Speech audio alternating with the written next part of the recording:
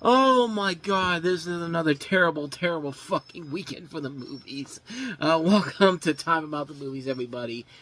And, professionalism. Uh, welcome to Time About the Movies, everybody. And yeah, as you could tell, we're in for another shitty weekend of movies. We're not even doing an intro. We only got 2 movies, and they're fucking terrible. Let's just delve through them. Let's start off with the biggest of the 2, Snitch. Like, an intimidating action movie called Snitch. Snitch sounds like the name of an action comedy, but this ain't a comedy. And in fact, okay, maybe it is a comedy because the stuff they pull off in here is fucking ridiculous, man. Dwayne Johnson stars as a guy who goes undercover for the DEA after his estranged son is framed for a drug deal by his best friend. So what does the DEA decide to do? What does he decide? What did they decide to do? Go ahead and make him do a drug deal themselves. It's just kind of like, you see the contradiction here, people? Just like, not only is this movie's message so under the complete purpose of what they're trying to do here, I mean, there is an idea of something that could be interesting about this movie, but it's just not here with this movie, man. And again, a movie that wastes so many good, talented people in this movie. You see Dwayne Johnson, who has proven time and time again he can be a good actor. You've got Barry Pepper, Benjamin Bratt, Harold Perrineau from Lost, Susan Sarandon, John Barenthal, Michael Kenneth Williams, Melina Canaris from Providence and CSI New York, Nadine Velasquez in another movie that she was in this within the span of a year. David Harbaugh's in here. There is a lot of big people in this movie, but they're given nothing to do here. This is such a generic ass storyline that we've seen done to death before so many times in the past, and boy, this thing just is a mess, man. And it makes sense coming from Rick Roman-Waugh, who also gave us the masterpiece that was Angel Has Fallen and Greenland's 1 and 2, because people demanded a Greenland sequel after they saw the success of the first film, Greenland was not that successful to begin with here.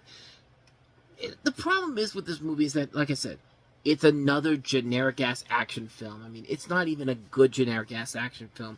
We know Dwayne Johnson can be a good badass actor in movies like this, but not in this movie here. This is just a waste of talent across the board on a script that has been done to death before so many times. There is nothing of value to this film whatsoever. So yeah, needless to say, we can avoid Snitch like the plague. And you can also avoid the next movie we have here, our last film, and that is Dark Skies. When they're ready, they will take your family. Dark Skies, rated PG-13, February 22nd.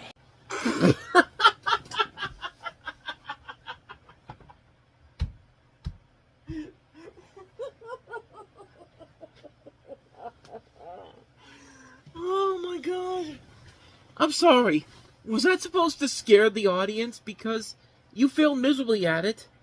But then again, I wouldn't expect anything less from the director of such masterpieces of intended scary films that turn out to be fucking comedies like Legion and Priest. Yes, ladies and gentlemen, this is that same director making this movie. And, Blumhouse usually makes some good horror movies, but more times than not, they are more than willing to make some really bad ones. And let me tell you, this is a pretty bad one. Stop me if you've heard this plot before, because it is so revolutionary and so original that it's never been done before. As the Barrett family's peaceful suburban life is rocked by an escalating series of disturbing events, they come to learn that a terrifying and deadly force is after them, one of which may have arrived from beyond the stars. Like, wow, we're throwing in a mix between an alien invasion film and also the Amityville horror, because yeah, my god, this movie is a mess of a film, from the scares that are not scary, from wasting this talented cast that includes Kerry Russell and J.K. Simmons. J.K. Simmons is better than this garbage here, and yeah, this is straight up garbage. And here's how you know this movie is bad. The director of this, Scott Stewart, wrote the script for this. It took him 6 weeks to complete this. They started shooting this in August, and it came out in February of the next year. They spent 6 months on this movie. They knew it was bad. They knew it was terrible, and yet idiots bought into it because it did become a hit, and everyone looked at it as just like, oh well, Blumhouse knows what they're doing. No, Blumhouse doesn't always know what they're doing, because like I said, Blumhouse can make good horror movies, but they make more bad ones than good ones. And man, this one is definitely an example of a really bad one. I mean, my God, the moments in there that are supposed to be scary are not scary. They're fucking hilariously bad. Just like the movie. It's a bad film. It's a terrible, terrible movie. And it just doesn't work. It just does not work. As much as you want to try to scare people, you don't scare people the way you do with this. I mean, for God's sake, you saw what they were trying to pass off as scares in this. Like, I'm sorry. That was not scary at all. I mean, I've seen scarier things than anything in this movie. I mean, this is just a bad film, man. It's a film that's clearly a film that was dumped down in February because they knew it was bad. They didn't want to put it out in any other point in the year because they knew it was going to get tossed around by some much better movies, and they put it on this weekend, and it was a hit, unfortunately. So, yeah. Bottom line, this movie sucks. It's just the perfect summarization of this bad weekend overall, and the really, really bad stretch of movies we are on right now. Because let me tell you, we are in a really, really bad stretch of movies right now. And what a shocker, it does not get any better next time around. I mean, I'm looking at the slate of movies that start off March, and this is a bad stretch of movies, man. Now, the first film isn't that bad. It's more of a movie that I expect so much more from because it's a Bryan Singer movie, and it's got Nicholas Hoult, who was just in one of the better movies of the year so far, Warm Bodies, with Jack the Giant Slayer, and it's passable at best. We'll touch more on that tomorrow on the show. But then you got your rip-offs of successful movies here. You got, Project X was the big surprise success the year before, so Relatively Media looks at this and said, we have to do our own Project X, so let's do 21 and over, because clearly this is the new norm for us, and no, it was not a big hit at all.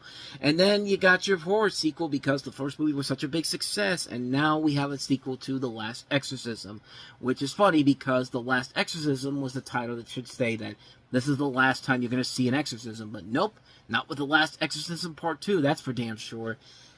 So yeah, this is a really bad stretch of movies here. In fact, I got to see if we actually get any better movies after this. We do the following week, so this stretch should come to an end for the little bit after this week here, but even after that, it doesn't get any better. Next week's more of an oddity than actually meaning some good stuff. I mean, it's not until we get to, okay, you know what, maybe towards the end of the month of March, we'll get to the better movies overall. But yeah, we're in a sea of some really bad movies right now. But we'll take a look at those three films tomorrow. We'll get through this together, and we will try to be happier and sing Kumbaya when it's all said and done. But anyway, with all that said, thank you so much for enjoying this. If you did enjoy it, I envy you. And if you want to see more videos like this, I envy you for that too. Please go ahead and do me the honors of hitting that like button, that subscribe button, and that notification button. Also, don't forget to check out our playlist, and don't forget to check out the previous episode we did. So with all that said, whether it's in the past, the present, or the future, I will see you at the movies. Take care.